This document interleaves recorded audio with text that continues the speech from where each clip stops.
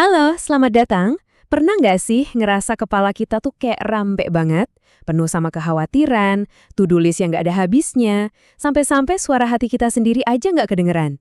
Nah, dalam pembahasan kita kali ini, kita bakal merenungkan satu perintah yang powerful banget, sebuah panggilan untuk diri kita sendiri, diamlah, hai jiwaku. Yuk, kita sama-sama cari jalan buat nemuin ketenangan di tengah semua kebisingan ini.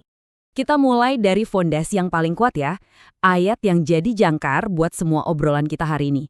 Coba perhatiin deh, ini tuh bukan cuma saran, tapi perintah yang isinya janji. Diamlah dan ketahuilah. Ada hubungan langsung kan antara dua kata itu? Jadi, tenang itu bukan tujuan akhirnya, tapi justru pintu gerbang supaya kita bisa kenal Tuhan lebih dalam lagi. Oke, ini dia peta perjalanan kita. Pertama, kita bahas soal panggilan untuk jiwa. Terus, gimana caranya tenang di tengah badai? Setelah itu, kita akan dikuatin sama kebenaran kalau Tuhan memegang kendali. Lihat penderitaan yang sementara dari sudut pandang baru. Dan terakhir, kita akan berlabuh di pengharapan yang kekal. Sip, kita masuk ke bagian pertama, panggilan untuk jiwa. Konsepnya menarik ya. Ini bukan soal orang lain nyuruh kita loh. Tapi ini tentang dialog ke dalam diri, di mana kita sendiri yang secara sadar dan aktif ngomong ke diri kita buat tenang. Coba deh, bayangin kalimat ini. Ini tuh bukan permintaan yang menye-menye, tapi sebuah instruksi tegas buat diri kita sendiri. Pas rasa khawatir, takut, panik mulai nyerang, kita punya loh wewenang buat bilang ke diri kita sendiri. Udah cukup, diam, percaya aja. Oke, kita masuk ke pilar yang pertama. Tenang di tengah badai. Ini kayaknya agak berlawanan sama logika kita ya, kan?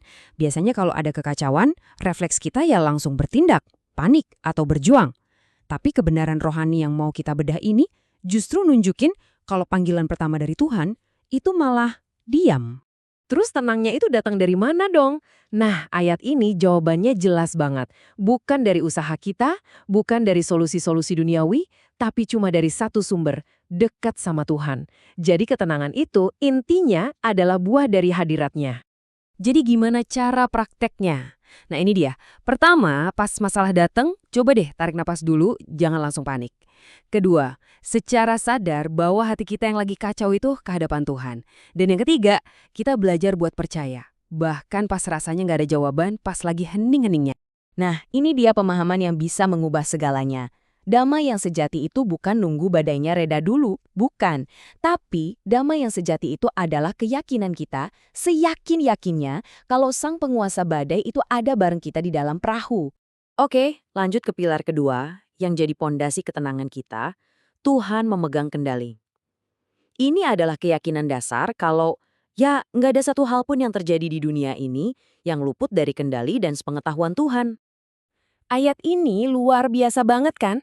Coba lihat kata-katanya, segala sesuatu.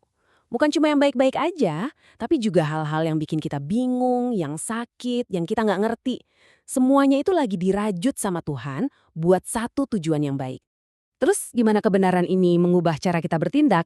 Gini nih, kita jadi bisa memilih untuk percaya kalau dia itu lagi kerja di balik layar. Kita bisa lepasin genggaman kita yang kenceng banget ke rasa khawatir, serahin aja sama dia. Hasilnya apa?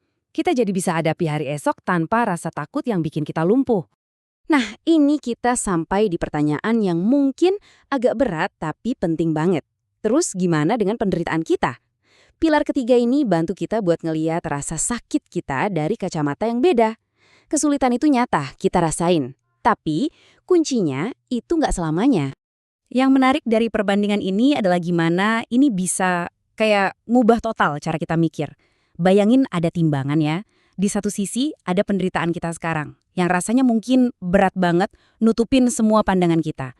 Tapi di sisi lain, ada kemuliaan kekal yang bobotnya itu jauh lebih berat.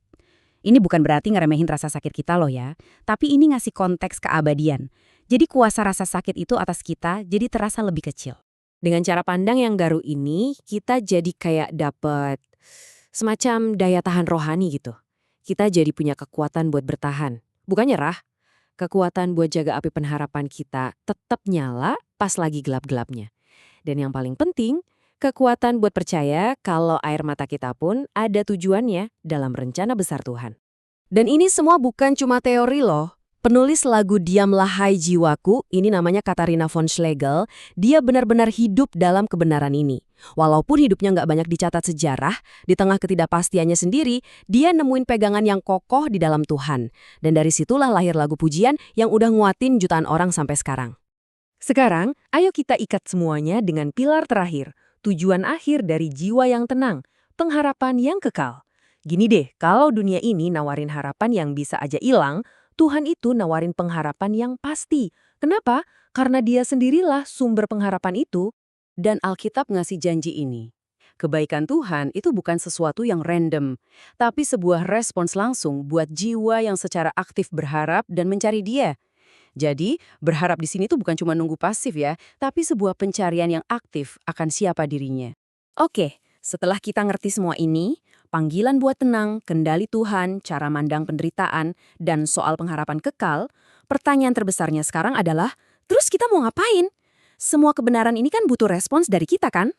Nah, ini dia undangannya. Anggap aja ini bukan daftar tugas ya, tapi ajakan buat kita terlibat aktif. Yuk kita sama-sama ambil keputusan sadar buat menenangkan hati kita, buat percaya sama kendalinya walaupun nggak ngerti, buat bertahan satu hari lagi dalam iman, dan buat taruh semua beban pengharapan kita di bahunya yang kuat. Dan pada akhirnya ini yang jadi deklarasi kita. Bukan lagi perintah, diamlah, tapi sebuah kesaksian. Jiwaku tenang. Sebuah pernyataan iman yang lahir setelah kita ngelewatin badai bareng Dia. Ini adalah kesimpulan yang damai dari jiwa yang akhirnya nemuin tempat istirahatnya. Kita tutup dengan doa yang sederhana, tapi dalam banget nih ya. Ini sebuah pengakuan. Kalau ketenangan itu bukan sesuatu yang bisa kita bikin sendiri. Ini anugerah yang perlu kita pelajari dan kita terima dari Tuhan setiap hari. Semoga ini bisa jadi doa kita semua.